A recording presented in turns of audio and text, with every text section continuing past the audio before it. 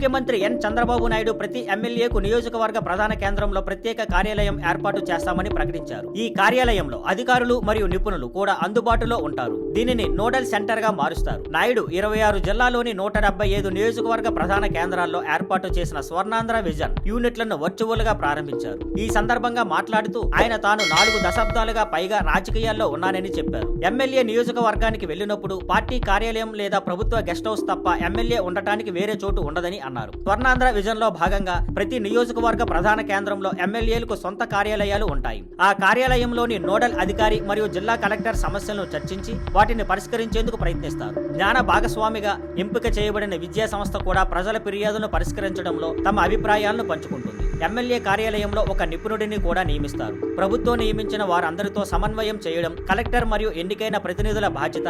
సెక్రటేరియట్ల నుంచి 5 ఉద్యోగులతో కూడిన ప్రత్యేక బృందం కూడా ఎమ్మెల్యే మరియు కలెక్టర్ కు సలహాలు ఇవ్వడానికి అందుబాటులో ఉంటుంది. ప్రతి స్వర్ణాంధ్ర 2047 యూనిట్ కు నియోజకవర్గ ఎమ్మెల్యే చైర్మన్ గా ఉంటారు. జిల్లా అధికారి నోడల్ అధికారిగా ఉంటారు. మరియు ప్రతి కార్యాలయానికి అవసరమైన మౌలిక సదుపాయాల కోసం 10 లక్షల రూపాయలు విడుదల చేశాము అని బాబు చెప్పారు. ప్రతి ఎమ్మెల్యే సమాజాన్ని ఆరోగ్యవంతంగా, సంపన్నంగా, సంతోషంగా మార్చేందుకు ఒక కార్యాచరణ ప్రణాళికను రూపొందించాలి. వారు ఈ ప్రణాళికను అమలు చేయగలగాలి మరియు 2029 నాటికి లక్ష్యాలను సాధించాలి. సీఎం మాట్లాడుతూ P4 విధానం నిరంతరం అమలు చేయబడుతుందని చెప్పారు. P4 ఆర్థిక అభివృద్ధి మరియు పేదరిక నిర్మూలనను లక్ష్యంగా పెట్టుకుంది.